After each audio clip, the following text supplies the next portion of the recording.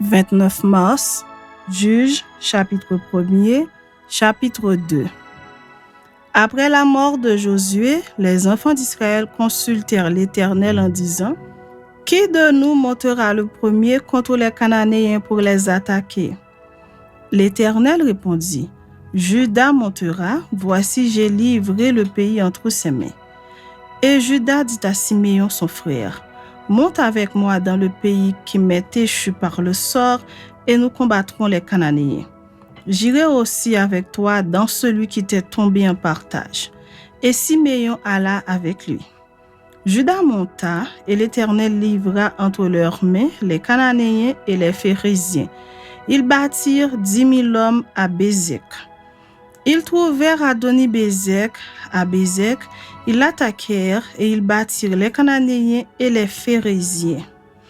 Adoni-Bézek prit la fuite, mais ils le poursuivirent et le saisirent, ils lui coupèrent les pouces des mains et des pieds. Adoni-Bézek dit : « 70 rois ayant les pouces des mains et des pieds coupés ramassèrent sous ma table. Dieu me rend ce que j'ai fait. On l'emmènera à Jérusalem, et il y mourut. » Les fils de Juda attaquèrent Jérusalem et la prirent. Ils la frappèrent du tranchant de l'épée et mirent le feu à la ville. Les fils de Juda descendirent ensuite pour combattre les Cananéens qui habitaient la montagne, la contrée du Midi et la plaine. Juda marcha contre les Cananéens qui habitaient à Hébron, appelé autrefois Kirjat Arba, et il bâtit Sheshaï, Haïman et Talmaï. De là, il marcha contre les habitants de Débir. Débir s'appelait autrefois Kirjat Sefer.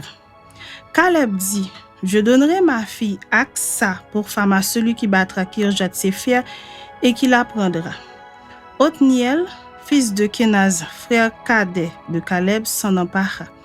Et Caleb lui donna pour femme sa fille Aksa. Lorsqu'elle fut entrée chez Othniel, elle le sollicita de demander à son père un champ. Elle descendit de dessus son âne, et Caleb lui dit : « Qu'as-tu ? » Elle lui répondit : « Fais-moi un présent, car tu m'as donné une terre du Midi. Donne-moi aussi des sources d'eau. » Et Caleb lui donna les sources supérieures et les sources inférieures. Les fils du Kénien, beau-père de Moïse, montèrent de la ville des palmiers avec les fils de Juda dans le désert de Juda au midi d'Arad, et ils allèrent s'établir parmi le peuple. Juda se mit en marche avec Siméon son frère, et ils battirent les Cananéens qui habitaient à Séphat. Ils dévouèrent la ville par interdit, et on l'appela Horma. Juda s'empara encore de Gaza et de son territoire, d'Ascalon et de son territoire, et d'Écron et de son territoire. L'Éternel fut avec Juda, et Juda se rendit maître de la montagne, mais il ne put chasser les habitants de la plaine parce qu'ils avaient des chars de fer. On donna Hébron à Caleb, comme l'avait dit Moïse, et il en chassa les 3 fils d'Anak. Les fils de Benjamin ne chassèrent point les Jébusiens qui habitaient à Jérusalem, et les Jébusiens ont habité jusqu'à ce jour dans Jérusalem avec les fils de Benjamin. La maison de Joseph monta aussi contre Béthel, et l'Éternel fut avec eux. La maison de Joseph fit explorer Béthel, qui s'appelait autrefois Luz. Les gardes virent un homme qui sortait de la ville, et ils lui dirent : « Montre-nous par où nous pourrons entrer dans la ville, et nous te ferons grâce. » Il leur montra par où ils pourraient entrer dans la ville, et ils frappèrent la ville du tranchant de l'épée, mais ils laissèrent aller cet homme et toute sa famille. Cet homme se rendit dans le pays des Essiens, il bâtit une ville et lui donna le nom de Luz, nom qu'elle a porté jusqu'à ce jour.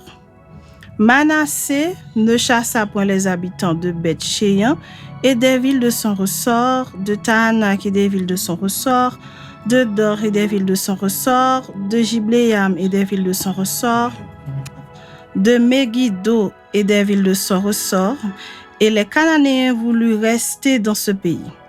Lorsqu'Israël fut assez fort, Il assujettit les Cananéens à un tribut, mais il ne les chassa point. Éphraïm ne chassa point les Cananéens qui habitaient à Gézer, et les Cananéens habitèrent au milieu d'Éphraïm à Gézer.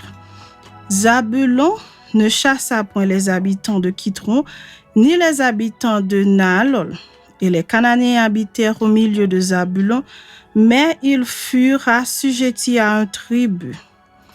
Azer ne chassa point les habitants d'Akko, ni les habitants de Sidon, ni ceux d'Aklal, d'Akzib, de Elba, d'Afik et de Rehob. Et les Azérites habitèrent au milieu des Cananéens, habitants du pays, car ils ne les chassèrent point.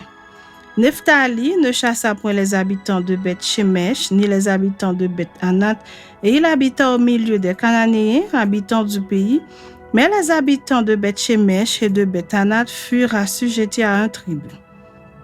Les Amoréens repoussèrent dans la montagne les fils de Dan et ne les laissèrent pas descendre dans la plaine. Les Amoréens voulurent rester à Ar-Hérès, à Ajalon et à Shaalbim, mais la main de la maison de Joseph s'appesantit sur eux et ils furent assujettis à un tribut. Le territoire des Amoréens s'étendait depuis la montée d'Akrabim, depuis Séla et en dessus. Chapitre 2. Un envoyé de l'Éternel monta de Gilgal à Bokim et dit: Je vous ai fait monter hors d'Égypte et je vous ai amené dans le pays que j'ai juré à vos pères de vous donner. J'ai dit: Jamais je ne romprai mon alliance avec vous. Et vous ne traiterez point alliance avec les habitants de ce pays, vous renverserez leurs autels. Mais vous n'avez point obéi à ma voix. Pourquoi avez-vous fait cela? J'ai dit alors: Je ne les chasserai point devant vous, mais ils seront à vos côtés et leurs dieux vous seront un piège. Lorsque l'envoyé de l'Éternel eut dit ces paroles à tous les enfants d'Israël, le peuple éleva la voix et pleura. Ils donnèrent à ce lieu le nom de Bokim et ils y offrirent des sacrifices à l'Éternel. Josué renvoya le peuple et les enfants d'Israël allèrent chacun dans son héritage pour prendre possession du pays. Le peuple servit l'Éternel pendant toute la vie de Josué et pendant toute la vie des anciens qui survécurent à Josué et qui avaient vu toutes les grandes choses que l'Éternel avait faites en faveur d'Israël. Josué, fils de Nun, serviteur de l'Éternel, mourut âgé de 110 ans. On l'ensevelit dans le territoire qu'il avait eu en partage à Timnath-Hérès, dans la montagne d'Éphraïm, au nord de la montagne de Gash. Toute cette génération fut recueillie auprès de ses pères, et il s'éleva après elle une autre génération qui ne connaissait point l'Éternel ni ce qu'il avait fait en faveur d'Israël. Les enfants d'Israël firent alors ce qui déplaît à l'Éternel, et ils servirent les Baals. Ils abandonnèrent l'Éternel, le Dieu de leur père, qui les avait fait sortir du pays d'Égypte, et ils allèrent après d'autres dieux d'entre les dieux des peuples qui les entouraient. Ils se prosternèrent devant eux et ils irritèrent l'Éternel. Ils abandonnèrent l'Éternel et ils servirent Baal et les Astartés. La colère de l'Éternel s'enflamma contre Israël. Il les livra entre les mains de pillards qui les pillèrent. Il les vendit entre les mains de leurs ennemis d'alentour et ils ne purent plus résister à leurs ennemis. Partout où ils allaient, la main de l'Éternel était contre eux pour leur faire du mal, comme l'Éternel l'avait dit, comme l'Éternel le leur avait juré. Ils furent ainsi dans une grande détresse. L'Éternel suscita des juges afin qu'ils les délivrassent de la main de ceux qui les pillaient. Mais ils n'écoutèrent pas même leurs juges, car ils se prostituèrent à d'autres dieux, se prosternèrent devant eux. Ils se détournèrent promptement de la voie qu'avait suivie leur père, et ils n'obéirent point comme eux au commandement de l'Éternel. Lorsque l'Éternel leur suscita des juges, l'Éternel était avec le juge et il les délivrait de la main de leurs ennemis pendant toute la vie du juge. Car l'Éternel avait pitié de leurs gémissements contre ceux qui les opprimaient et les tourmentaient. Mais, à la mort du juge, ils se corrompaient de nouveau plus que leur père en allant après d'autres dieux pour les servir et se prosterner devant eux, et ils persévéraient dans la même conduite et le même endurcissement.